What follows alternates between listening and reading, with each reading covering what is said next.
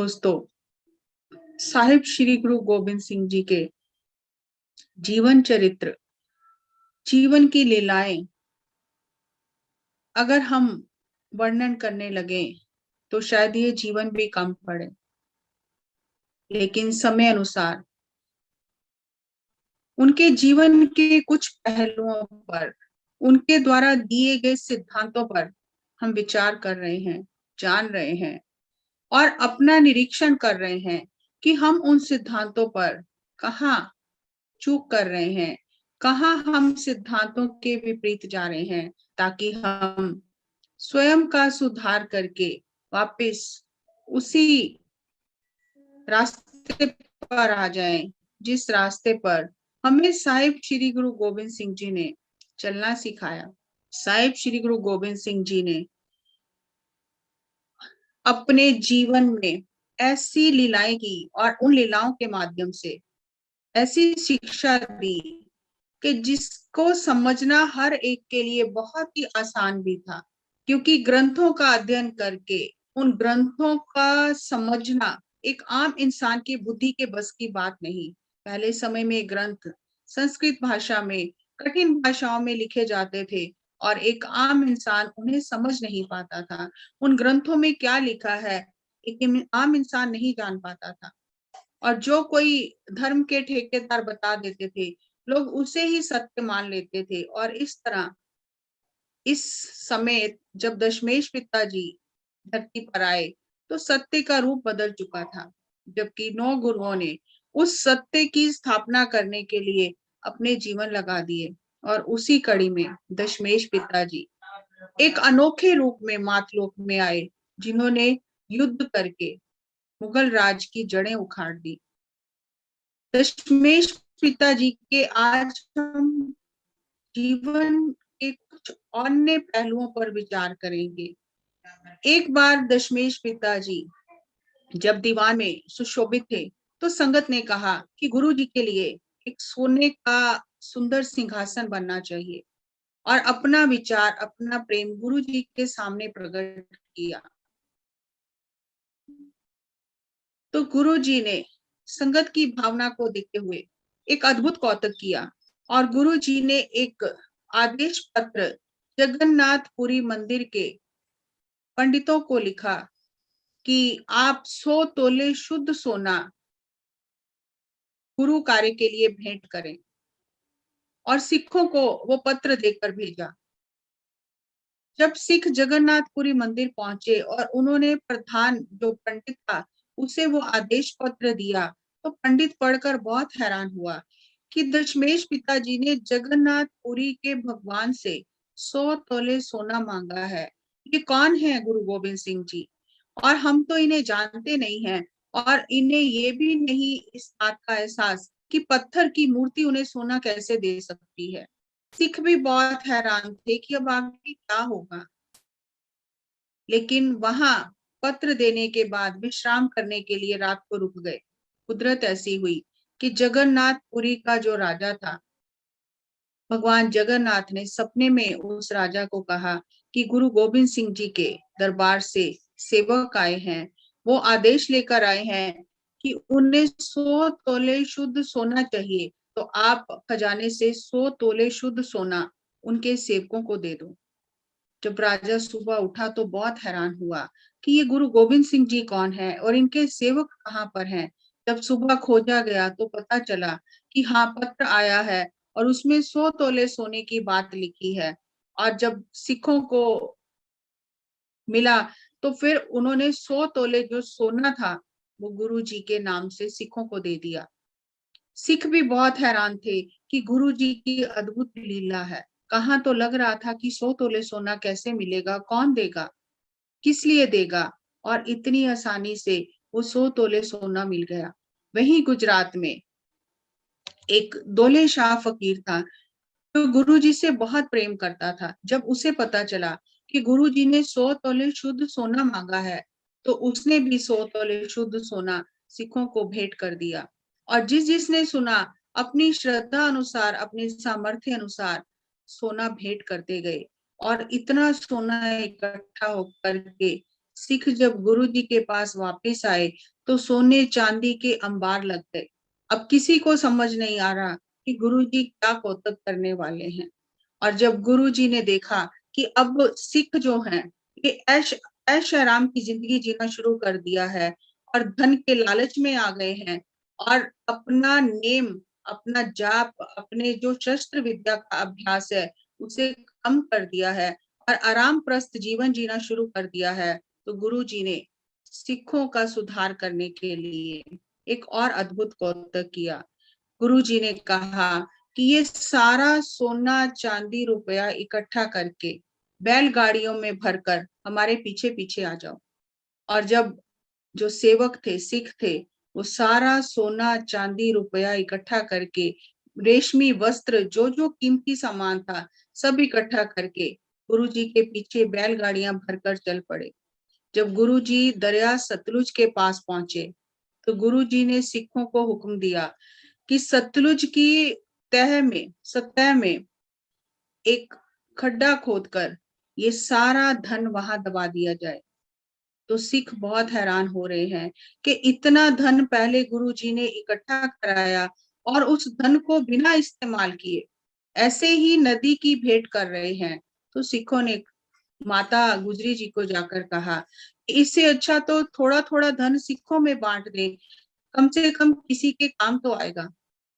तो जब माता जी ने गुरु जी को कहा तो गुरु जी ने माता जी से कहा कि माता जी, अगर कोई आपसे कहे कि बेटे को जहर दे दो तो क्या आप मुझे जहर देंगे? तो माता जी ने कहा, नहीं, माँ अपने बच्चे को जहर कैसे दे सकती है? तो गुरु जी ने कहा, माता जी ये पूजा का धन है, ये दान का पैसा है, मैं अपने पुत्रों को ये जहर कैसे खाने दे सकता हूँ? ये लालची हो रहे हैं धन के कारण, लेकिन ये धन जो दान का धन है, जो गुरु कार्य के लिए इकट्ठा हुआ है, उसे खाकर इनकी बुद्धि भ्रष्ट हो जाएगी, जब तब सब व्यर्थ चला जाएगा, इसलिए इस धन का ना होना ही अच्छा है। तो गुरु जी ने वो सारा धन उस सतलुज के दरिया को सौंप दिया और एक सिख ने सारा धन, वस्त्र जो थे, जितने रेशमी वस्त्र थे, सब अग्नि की भेंट कर दिए और बाद में जितने शस्त्र थे वो भी सब दरिया सतलुज में डाल दिए। तो एक सिख ने अपने धनुष का जो चिल्ला होता है वो उसका बहुत कमजोर हो गया था, तो उसने गुरु जी के धनुष को जल में डालने से पहले उसका चिल्ला उतार लिया। तो गुरु जी ने देखकर कहा कि ये दान के धन से बना हुआ है, ये आपकी बुद्धि को भ्रष्ट कर देगा, जब तब सब व्यर्थ चला जाएगा, ऐसी भूल नहीं करनी। गुरु जी ने सिखों को आदेश दिया कि ये जो मेहनत करके अपने हाथों से कमाई करके सिख को उसको खाना चाहिए, उसको अपने व्यक्तिगत काम में इस्तेमाल करना चाहिए, लेकिन दान और धर्म के पैसे का इस्तेमाल व्यक्तिगत काम के लिए नहीं करना चाहिए। जहां हर एक सिख के लिए दसवंध निकालना जरूरी है, वहां उस दसवंध का सही उपयोग क्या होना है ये भी देखना है। दान का पैसा खाने से, धर्म के नाम पर इकट्ठा किया हुआ पैसा खाने से जब तब सब व्यर्थ चला जाता है, बुद्धि भ्रष्ट हो जाती है और अध्यात्म के मार्ग से पथ भ्रष्ट हो जाते हैं।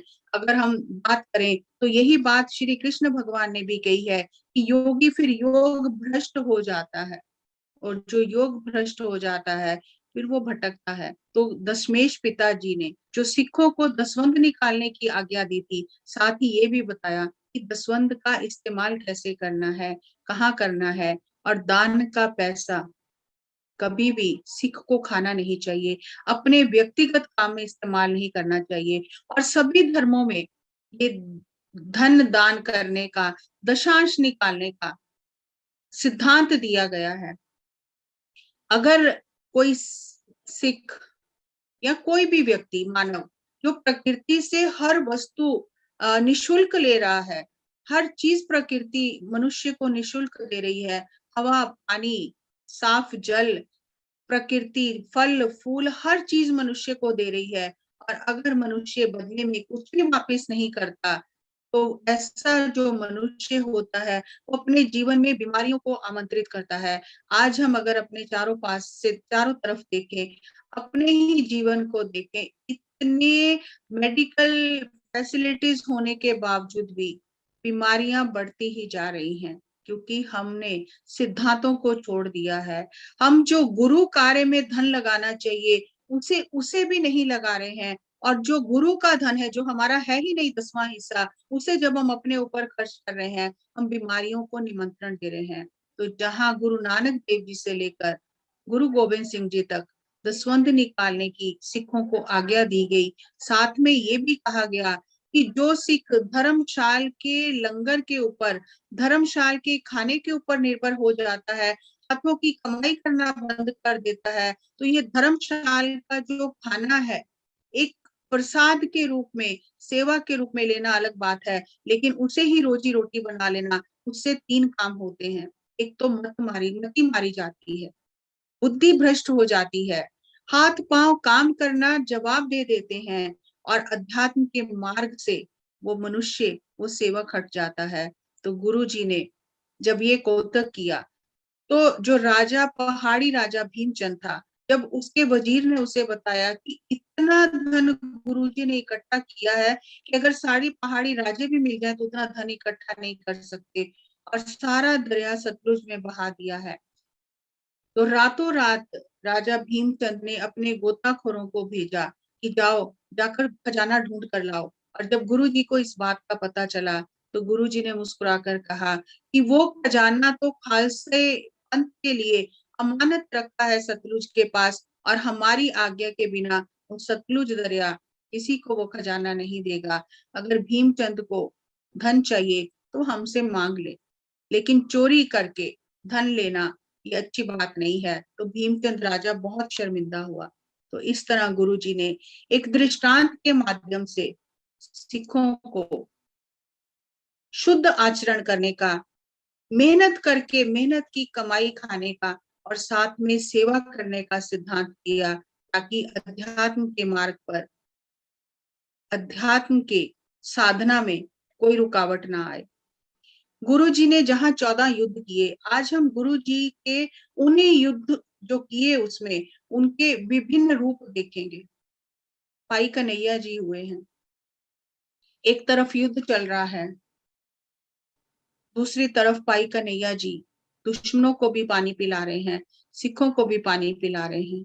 तो सिखों ने शिकायत की कि गुरुजी हम युद्ध करते हैं, हम उन्हें मारते हैं दुश्मनों को, और भाई कन्हैया जी उन्हें फिर पानी पिला देते हैं, और फिर वो हमसे उठकर लड़ाई करना शुरू कर देते हैं।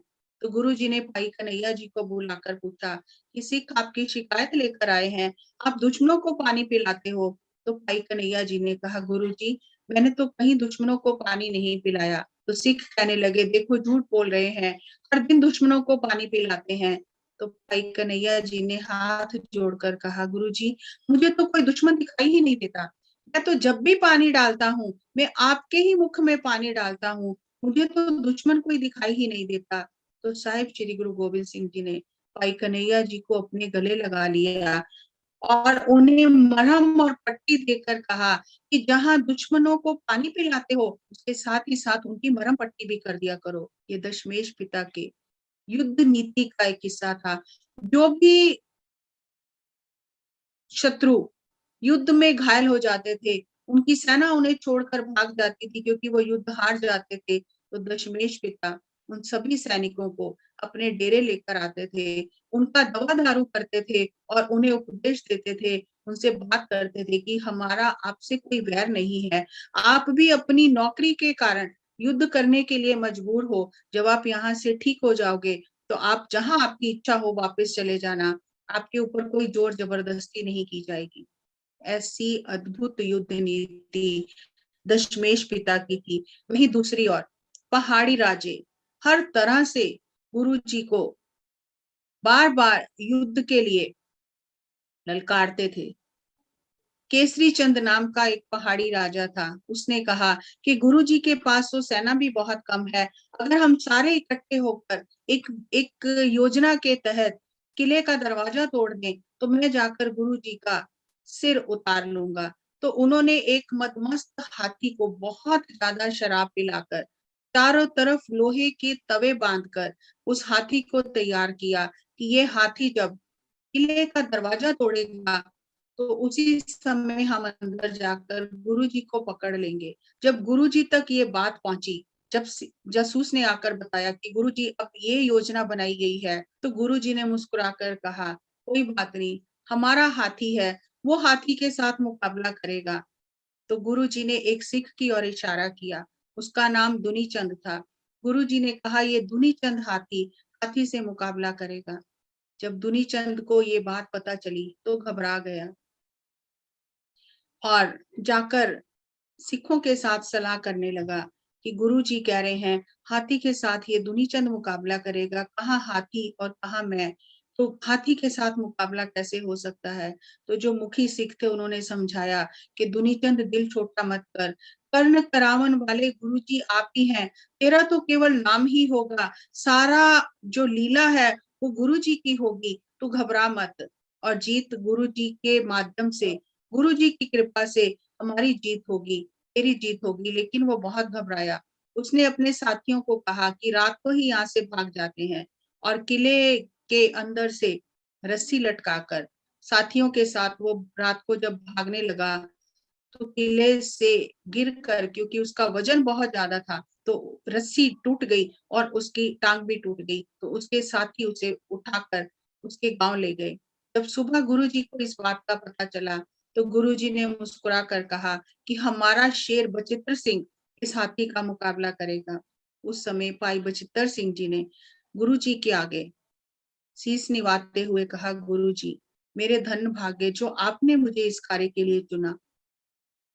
गुरुजी ने अपने हाथों से भाई बचित्र सिंह को एक नागनी बर्छा दिया। उस बर्छे का, उस शस्त्र का नाम ही नागनी बर्छा था, जो सर्प के भांति बना हुआ था। तो गुरुजी ने कहा कि बचित्र सिंह जाकर हाथी से मुकाबला करेगा। और जैसे ही बचित्र सिंह, भाई बचित्र सिंह जी किले से बाहर आए, सामने हाथी खड़ा है। साहिब श्री गुरु गोविंद सिंह जी को मन में याद करके जोर से, पूरी ताकत से हाथी के माथे में वो बर्छा मारा, और हाथी चिल्लाता हुआ पीछे की ओर मुड़ गया और पूरी मुगल सेना को रौंदता हुआ चला गया। और इतने में भाई बचित्र सिंह जी के जो भाई थे उदय सिंह जी, उन्होंने केसरी चंद राजे का सिर उतार लिया और गुरु जी के चरणों में भेंट कर दिया। भाई बचित्र सिंह जी ने हाथी से, मदमस्त हाथी से युद्ध किया और गुरु जी की जय जयकार हुई, और पहाड़ी राजाओं को फिर मुंह की खानी पड़ी और फिर हार कर वापस चले गए। साहिब श्री गुरु गोविंद सिंह जी के जो परम मित्र पीर बुद्धू शाह हुए हैं, उनकी जो बेगम थी, उसका भाई सैयद बेग औरंगजेब के दरबार में नौकरी करते थे, उसके सिपा सलार थे। औरंगजेब ने कहा कि आप सेना लेकर जाओ और गुरु गोविंद सिंह जी को पकड़कर मेरे पास लाओ। तो उसने कहा, ये तो बहुत मुश्किल काम नहीं है, आप मुझे सेना दो, 10,000 फौज दो, मैं ये काम करके आता हूँ। तो वो 10,000 सेना लेकर गुरु गोविंद सिंह जी की तरफ अनंतपुर साहिब चला। रास्ते में सोचा मैं अपनी बहन से मिलता जाऊं, और जब अपनी बहन से, पीर बुद्धू शाह की जो पत्नी बेगम थी, जब उससे मिला तो उसने पूछा, इतनी सेना लेकर कहाँ जा रहे हो? उसने कहा, मैं गुरु गोविंद सिंह जी को पकड़ने जा रहा हूँ। तो बहन ने बहुत समझाया कि तू किसको पकड़ने जा रहा है, वो तो अल्लाह का रूप है, तू यहाँ से वापस चला जा, ये भूल मत कर। लेकिन उसने कहा, नहीं, मैंने एक कसम खाई है, शपथ ली है कि मैं गुरु गोविंद सिंह जी को पकड़ कर लेकर जाऊंगा औरंगजेब के दरबार में, तो मुझे तो जाना ही है। तो वो अनंतपुर साहब की तरफ चल पड़ा, और इधर उनकी बहन पूरी रात बैठकर गुरु जी के आगे प्रार्थना करती रही कि मेरे भाई को बुद्धि नहीं है, वो क्या करने जा रहा है उसे ये भी पता नहीं है, मेरे भाई को क्षमा कर देना, इसका वध नहीं करना, क्योंकि जब आपके सामने युद्ध की नीयत से जाएगा तो बिल्कुल, तो बचने की कोई उम्मीद ही नहीं है, तो ये नहीं बचेगा, क्योंकि जो आपके सामने दुश्मन बनकर जाता है उसका तो मरना निश्चित ही है। तो पूरी रात गुरु जी के आगे प्रार्थना करती रही कि मेरे भाई पर रहम करना, इसकी बुद्धि पलट देना। और जब वो सेना लेकर अनंतपुर में गुरुजी के पास पहुंचा और सिखों को पता चला कि दिल्ली दरबार से औरंगजेब ने 10,000 की सेना भेजी है और सैयद बेग उसका सेनापति है। तो गुरुजी ने कहा कि हमारा घोड़ा तैयार करो, इस युद्ध में हम जाएंगे। तो सिखों ने कहा गुरुजी नहीं, आप हमें आज्ञा दो, हम इस युद्ध में जाएंगे। तो गुरुजी ने कहा नहीं, ये युद्ध हमारा है, ये युद्ध अब शस्त्रों का नहीं रहा, ये प्रेम का युद्ध हो गया है। तो गुरुजी युद्ध के मैदान के बीचों बीच गए और जब सैयद बेग ने गुरुजी का नूरानी चेहरा देखा, गुरुजी की आंखों में झांका, तो मन बदल गया। अल्लाह का रूप दिखाई दिया तो शस्त्र हाथ से छूट गए।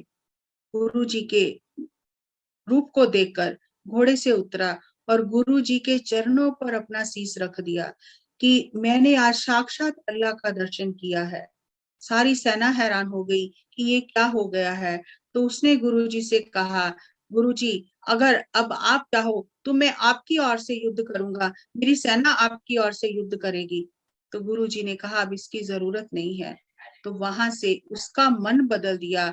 जो उसकी बहन दिन पूरी रात प्रार्थना करती रही, उसकी प्रार्थना सुनी गई और गुरुजी ने उसका मन बदल दिया। उसे गुरुजी में अल्लाह के दर्शन हुए और वो वहीं से वापस चला गया और फिर उसने सेना को छोड़ दिया और गुरुजी की सेवा में रहने लगा।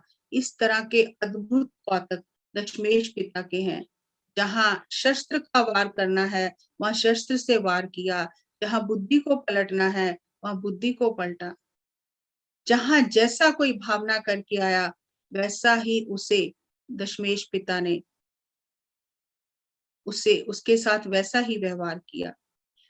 और अभी एक बहुत ही अद्भुत चमत्कारिक घटना हुई जो सेकेंड वर्ल्ड वॉर, द्वितीय विश्व युद्ध के समय एक अंग्रेज अफसर था और जब वो चारों तरफ से जर्मनी की सेना ने उन्हें घेर लिया, उनके बचने की कोई उम्मीद नहीं रही। बहुत सारे जो उसकी सेना में सिख योद्धा थे वो भी मारे गए और चारों तरफ से वो घिर चुके थे, उनके बचने की कोई उम्मीद नहीं थी। तो उसने सूबेदार को कहा कि मैंने सुना है दशमेश पिता ने 14 युद्ध किए हैं, आपके जो गुरु हुए हैं कोई भी युद्ध उन्होंने जो किए हैं उसमें उनकी जीत ही हुई है। तो मुझे बताओ कि अब मैं यहाँ फंस गया हूँ, यहाँ मेरे निकलने की कोई उम्मीद नहीं है, या तो हम यहाँ से भाग जाएं और या फिर कोई हमारी मदद करे, तो मदद भी नहीं मिल रही है, तो क्या किया जाए। तो मुझे तो ऐसा लग रहा है कि यहाँ से भागना ही ठीक है। तो सूबेदार ने कहा नहीं, हमारे गुरु ने हमें युद्ध छोड़कर भागना नहीं सिखाया, जरूर गुरु हमारी मदद करेंगे। आप अखंड पाठ रखो और गुरु जी के आगे प्रार्थना करो, कोई ना कोई रास्ता जरूर निकलेगा। और जो भी गुरु जी का आदेश होगा, पाठ की समाप्ति के बाद जो भी हुक्मनामा आएगा उसमें जो गुरु जी का आदेश होगा हम वही करेंगे। उस समय जब पाठ हुआ और अरदास हुई तो उस समय जो हुक्मनामा आया तो सिख ने कहा कि ये हुक्मनामे का यही अर्थ है कि हमें भागना नहीं है, हमें डटकर मुकाबला करना है। तो वो जो कमांडर था जिसका नाम डेविड था, ए डेविड था, उसने उस सिख को कहा कि जब अरदास हो रही थी तो एक अद्भुत घटना घटी। मैंने एक घोड़े पर सवार एक बिल्कुल तैयार एक योद्धा को देखा जिसके चेहरे पर बहुत नूर था, बहुत चमक थी, उसके चेहरे की ओर देखा नहीं जा रहा था। और उसने अपने घोड़े को मेरे सामने से जब लेकर गए और ये कहा फॉलो मी, और इशारा किया कि इस तरफ मेरे पीछे आ जाओ। और मैं बहुत देर तक उनको देखता रहा, मुझे समझ नहीं आई। तो सूबेदार ने जिस तरह उस अंग्रेज अफसर ने चित्रण किया था, तो सूबेदार ने कहा ये तो गुरु गोविंद सिंह जी हैं जिन्होंने आपको मार्ग दिखाया है। तो जो मार्ग दिखाया था वो अपनी सेना को लेकर उस मार्ग पर चल पड़ा और वो उस मार्ग पर जाने से जब उस तरफ से उन्होंने युद्ध किया, जर्मनी की सेना पर युद्ध किया, तो वो जीत गए और उन्हें पीछे से मदद भी मिल गई। और जब जीत हो गई तो वो बहुत हैरान हुआ कि जब बचने का कोई मार्ग ही नहीं था, कोई साधन ही नहीं था, तो किस तरह दशमेश पिता ने आकर उसे कहा कि मेरे पीछे आ जाओ और इस रास्ते से जाओ तो आपकी जीत हो जाएगी। तो उस समय जो भारत सरकार थी, जो गुरु गोविंद सिंह जी के शस्त्र इंग्लैंड पहुंच चुके थे, उन्हें वापस लाया जा रहा था। तो उस डेविड ने कहा कि मैं इन शस्त्रों के साथ जाऊंगा, और यहाँ आकर उसने अमृत चखा और अपना नाम उसका दविंदर सिंह हो गया। उसकी बेटी ने भी अमृत चखा और उसका नाम सुरजीत कौर हो गया। तो गुरु हर समय हाजिर है, हमारे याद करने में कमी है, और गुरु हर समय सहायता के लिए तैयार रहता है। गुरु के लिए कोई भाषा का सीमा नहीं है। अब यहाँ पर अगर हम देखें कि दशमेश पिताजी को मातलोक से गए हुए 300 साल से ज्यादा हो गए हैं, और ये 1964 की बात है, और उस अंग्रेज को दशमेश पिताजी ने दर्शन दिए, उसका मार्गदर्शन किया और उसकी जीत हुई। इसलिए आज भी सेना में उसी युद्ध नीति को फॉलो किया जाता है, उसी युद्ध नीति को अपनाया जाता है, जिस युद्ध नीति का दशमेश पिताजी ने अपने सैनिकों को प्रशिक्षण दिया था। यहाँ पर आज हम बात करेंगे, जहाँ हमने माता गुजरी जी के बारे में जाना, माता जीतो जी के बारे में जाना, जो गुरु जी के पहले महल थे, वहीं आज गुरु जी के दूसरे महल पत्नी माता सुंदर कौर जी के बारे में जानेंगे। गुरु जी के बड़े साहिबजादा अजीत सिंह जी माता सुंदर कौर जी के बेटे थे। माता सुंदर कौर जी ने 40 साल तक गुरु जी के मातलोक को छोड़कर जाने के बाद सिख पंथ का नेतृत्व किया, गुरु जी की सभी रचनाओं को इकट्ठा किया और अद्भुत योद्धा तैयार किए, जिन्होंने खालसा पंथ की कमान संभाली। माता सुंदरी जी ने गुरु जी के आदेश पत्र जो उनकी मोहर से जारी किए, जब जब जरूरत होती थी खालसा पंथ का मार्गदर्शन करती थी। माता सुंदरी जी ने अपने जीवन में इतनी अद्भुत कुर्बानी की, दशमेश पिताजी के वचनों का पालन किया, सेवा सिमरन और समर्पण उन्होंने अपने जीवन में उतारा। माता सुंदर कौर जी के बारे में हम थोड़ा आगे और जानेंगे। और गुरु जी के छोटे महल, तीसरे महल माता साहेब कौर जी हुए। जब सिखों को आज भी अमृत छिकाया जाता है, सिंह सजाया जाता है, तो उन्हें ये कहा जाता है कि आज से आपके धर्म पिता गुरु गोविंद सिंह जी हैं, धर्म माता माता साहेब कौर जी हैं, आपका जन्म स्थान केसगढ़ साहिब है, और आपका निवास स्थान, आपका परमानेंट जो स्थायी स्थान है, रहने का स्थान है, वो अनंतपुर साहिब है। आज से जाति पाति के सब भेद खत्म हो गए, आप सब एक हो, एक ही पिता की, एक ही माता की संतान हो। तो माता साहेब कौर जी का भी जीवन अत्यंत अद्भुत है। माता साहेब कौर जी का जब जन्म हुआ, तो उसी समय उनके माता पिता के मन में ये बात आई कि हम अपनी पुत्री को गुरु जी के चरणों में अर्पण करेंगे, क्योंकि ये गुरु जी के आशीर्वाद से प्राप्त हुई है। तो माता जी का जो बचपन से ही स्वभाव बहुत ही प्रेम का, भक्ति का, समर्पण का, और कम बोलना और साधना में ज्यादा समय बिताना, ऐसा स्वभाव था। और जब माता जी की उम्र 17 साल की हुई, तो रोहतास की संगत अनंतपुर साहब आई और आकर गुरु जी के आगे प्रार्थना की कि हम अपनी पुत्री को साथ लेकर आए हैं, आप इसे स्वीकार करो, इसके साथ शादी करो। उस समय गुरु गोविंद सिंह जी के 4 साहिबजादे हो चुके थे, माता जीतो जी का देहांत हो चुका था, खालसा पंथ की स्थापना हो चुकी थी। तो गुरु गोविंद सिंह जी ने कहा, हमने अभी गृहस्थ आश्रम का परित्याग किया है, अब ये शादी नहीं हो सकती। लेकिन भाई रामा जी, जो माता साहेब कौर जी के पिता थे, उन्होंने कहा, गुरु जी, जब से हमारे घर में पुत्री ने जन्म लिया है, तब से हमारा यही संकल्प है, हम इसे आपके चरणों में अर्पित करेंगे। अब चाहे तो इसे आप पत्नी के रूप में स्वीकार करो या सेविका के रूप में स्वीकार करो, हम वापस नहीं लेकर जाएंगे। तो गुरु जी ने उस समय कहा कि अगर माता साहेब देवा जी कुंवारा डोला बनकर हमारे महल में रहना चाहें, तो ये रह सकती हैं, क्योंकि अब हम गृहस्थ आश्रम का पालन नहीं करेंगे। हमारा माता साहेब देवा के साथ आत्मिक संबंध रहेगा, गृहस्थ जीवन का संबंध नहीं रहेगा। माता साहेब देवा ने ये बात मंजूर की। और यहाँ दशमेश पिताजी ने अपनी आत्मकथा में लिखा है कि जब असुर और सुर में युद्ध हुआ था, उस समय माता साहेब देवा जी आदि शक्ति के रूप में राक्षसों का वध करने के लिए जब देवताओं का साथ दिया, तो जो राक्षस थे वो भारी पड़ने लग गए और वो जाकर विंध्याचल पर्वत पर एक ऋषि तपस्या कर रहे थे, जाकर आदि शक्ति ने उनसे मदद मांगी। उनका नाम समुद्र ऋषि था और उन्होंने आदि शक्ति को अपने भीतर आलोक कर लिया। जब राक्षसों ने आकर पूछा कि यहाँ एक स्त्री आई थी, वो कहाँ गई है, तो ऋषि ने कोई जवाब नहीं दिया। तो राक्षस उस ऋषि को मारने के लिए दौड़े।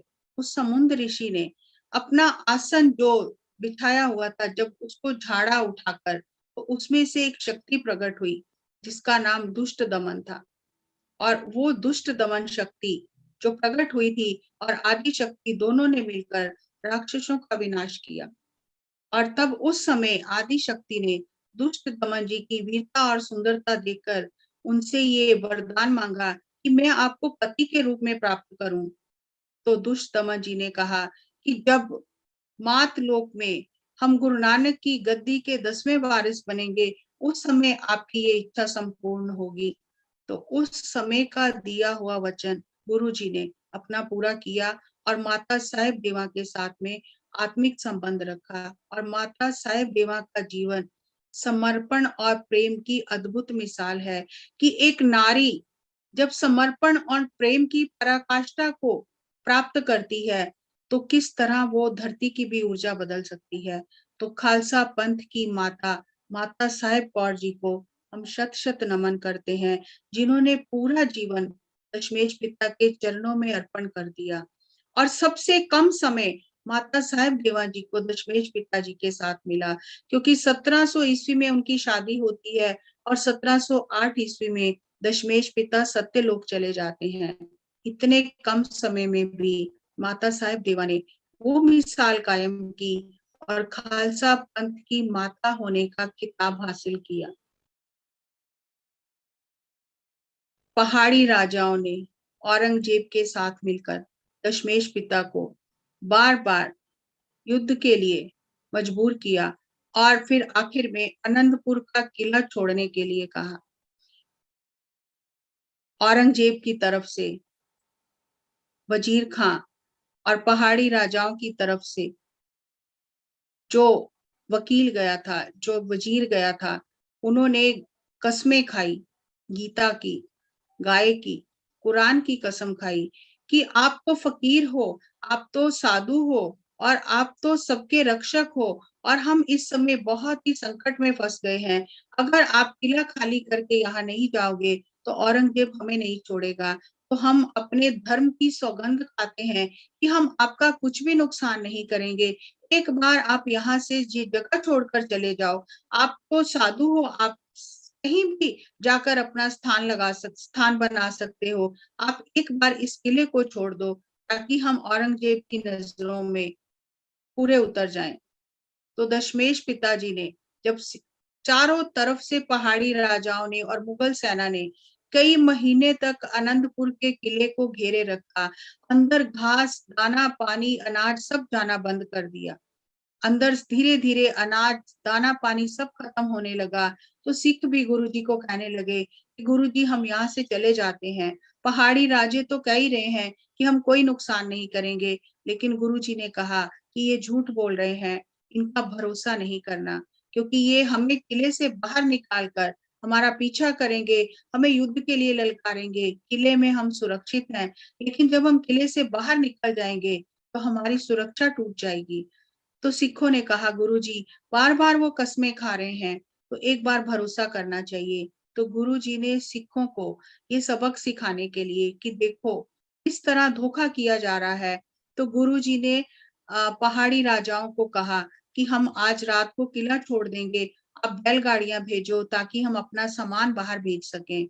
तो सबने बहुत खुशियां मनाई, बैलगाड़ियां भेजी और गुरुजी ने सब टूटे हुए बर्तन, जो भी किले के अंदर टूटा फूटा सामान था, सब बोरियों में भरकर बैलगाड़ियों में भर दिया और रात के अंधेरे में किले से बाहर निकाल दिया। जब थोड़ी दूर वो बैलगाड़ियां गई, तो मुगलों ने और पहाड़ी राजाओं ने सोचा कि गुरुजी के पास तो इतना खजाना है, तो ये खजाना ही बाहर निकला है। तो थोड़ी दूर जब बैलगाड़ियां गई, तो उन्होंने बैलगाड़ियों को लूट लिया और जब लूटा तो बहुत शर्मिंदे हुए कि ये तो सब टूटे फूटे बर्तन निकले हैं। फिर गुरुजी से क्षमा मांगी। गुरुजी ने सिखों को कहा, देखो, अगर हम यहाँ किले से बाहर जाएंगे तो ये हमारे साथ ऐसा ही सलूक करेंगे। लेकिन सिख भी भूखे रहकर युद्ध कर करके थक चुके थे। 40 जो उसमें से सिख थे, उन्होंने गुरुजी को बेदावा लिख दिया। बेदावा मतलब अब आपका हमारे ऊपर कोई दावा नहीं है, हम आपको छोड़कर जा रहे हैं। तो गुरुजी ने वो बेदावे वाला कागज अपने पास संभाल के रख लिया और वो सिख गुरुजी को छोड़कर चले गए। और फिर 3 दिन इस तरह निकले और फिर सिखों ने कहा, माता जी से कहा कि आप गुरुजी को कहो किला छोड़कर चले जाते हैं। पहाड़ी राजी अपनी गलती मान रहे हैं, कस्में खा रहे हैं। तो गुरुजी ने वो कसम वाला कागज भी अपने पास रख लिया और सबके कहने पर गुरुजी ने फिर वो किला छोड़ा और सरसा नदी पार करके थोड़ी ही अभी किले से बाहर निकलकर थोड़ी ही दूर गए थे कि मुगलों ने पीछे से हमला कर दिया। इस तरह ठंड में पोह के दिसंबर के महीने में बारिश हो रही है, चारों तरफ घमासान मच गया, जिसका जिधर मुंह आया उधर ही चल गया। और उस रात के अंधेरे में जब इतना युद्ध हो रहा था, घमासान, किसी को रास्ता नहीं दिखाई दे रहा था, उधर से सरसा नदी का पानी चढ़ा हुआ था, तो जिसका जिधर मुंह आया उधर ही हो गया। और इसी सरसा नदी के किनारे गुरुजी का परिवार भी बिछड़ गया। 2 छोटे साहबजादे माता गुजरी जी के साथ अलग हो गए और 2 बड़े साहबजादे गुरुजी के साथ चमकौर पहुंच गए और पूरा परिवार अलग अलग हो गया। माता साहेब कौर जी और माता सुंदरी जी कुछ सिखों के साथ दिल्ली की तरफ चले गए। और जब गुरुजी चमकौर पहुंचे, तो चमकौर की एक कच्ची गढ़ी में गुरुजी ने ठिकाना किया और पीछे से मुगल सेना गुरुजी को ढूंढती ढूंढती चमकौर तक पहुंच गई। गुरुजी अब चमकौर की गढ़ी के अंदर हैं और गुरुजी के पास 40 सिख हैं और बाहर 10 लाख की मुगल फौज घेरा डालकर बैठी है। घमासान का युद्ध हुआ। गुरुजी 5-5 सिखों को अपने हाथ से तैयार करके बाहर भेजते हैं। वो कईयों को मारकर शहादत प्राप्त कर जाता है। तो बाबा अजीत सिंह जी, जिन्होंने पहले भी बहुत युद्ध गुरुजी के साथ किए, तो गुरुजी से युद्ध में जाने की आज्ञा मांगी। गुरुजी ने कहा, साहबजादे से कहा कि मेरी एक ख्वाहिश है, मेरी ख्वाहिश पूरी करो। तो साहबजादा अजीत सिंह ने कहा, गुरुजी, आप तो सारे संसार की सृष्टि की ख्वाहिश पूरी करते हो, मैं आपकी क्या ख्वाहिश पूरी कर सकता हूँ। तो गुरुजी ने कहा साहबजादे से, ख्वाहिश है तुम्हें तेग चलाते हुए देखें, हम आंख से बर्छी तुम्हें खाते हुए देखें। मैं तुम्हें युद्ध में तेग चलाते हुए देखना चाहता हूँ, मैं अपनी आंखों से तुम्हें बर्छी से जख्म खाते हुए देखना चाहता हूँ। कैसे अद्भुत पिता हैं, कैसे अद्भुत साहिबजादे हैं, जो अपने पुत्र को युद्ध के मैदान में भेजने के लिए तैयार कर रहे हैं। साहिबजादा अजीत सिंह जी को गुरुजी ने तैयार किया। साहिबजादे ने कहा, नाम का अजीत हूँ, जीता ना जाऊंगा, जीत भी गया तो फिर जीता ना आऊंगा। साहिबजादे को तैयार करके भेजा।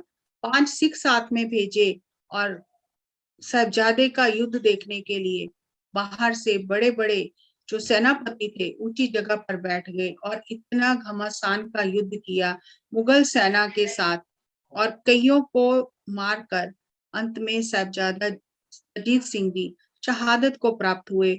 और गुरु जी कच्ची गढ़ी के ऊपर से देख रहे हैं और जैसे ही साहिबजादे की शहादत हुई, गुरु जी ने अकाल पुरख का शुक्राना किया और बोले सोनेहाल के जयकारे लगाए कि मैंने तेरी अमानत तुझे वापस सौंप दी है। इतने में साहिबजादा जुझार सिंह जी गुरु जी के पास आए और गुरु जी को कहा, मुझे भी युद्ध में जाने की आज्ञा दो। गुरुजी बहुत प्रसन्न हुए और गुरुजी ने कहा कि आपको तो युद्ध करना भी नहीं आता। तो साहिबजादे ने कहा, युद्ध करना नहीं आता, लेकिन युद्ध में मरना तो आता है। तो साहिब श्री गुरु गोबिंद सिंह जी ने बेटे को बहुत प्यार किया और कहा, अपने हाथों से उसे शस्त्र पहनाए और कहा कि आज जो काम जुझार सिंह ने आपने किया है, ये आने वाले समय में जब जब धर्म पर संकट आएगा तो नौजवान खून अपने आप खौल उठेगा और धर्म की रक्षा के लिए आगे आ जाएगा। हमें कहना नहीं पड़ा, आप स्वयं ही आगे आ गए कि मुझे भी धर्म की रक्षा के लिए जाना है। इसका ये परिणाम होगा कि जब जब धर्म पर संकट आएगा, नौजवान खून अपने आप खौल उठेगा और सामने आ जाएगा और धर्म की रक्षा करेगा। तो साहिबजादा जुझार सिंह जी भी 5 सिखों के साथ उस गढ़ी से बाहर निकले और युद्ध करते हुए शहादत पाई। रात हो गई। सिखों ने गुरुजी को कहा कि गुरुजी, आप अब गढ़ी छोड़कर चले जाओ। गुरुजी ने कहा कि मैं सिखों को इस संकट में छोड़कर इस संकट की घड़ी में नहीं जा सकता।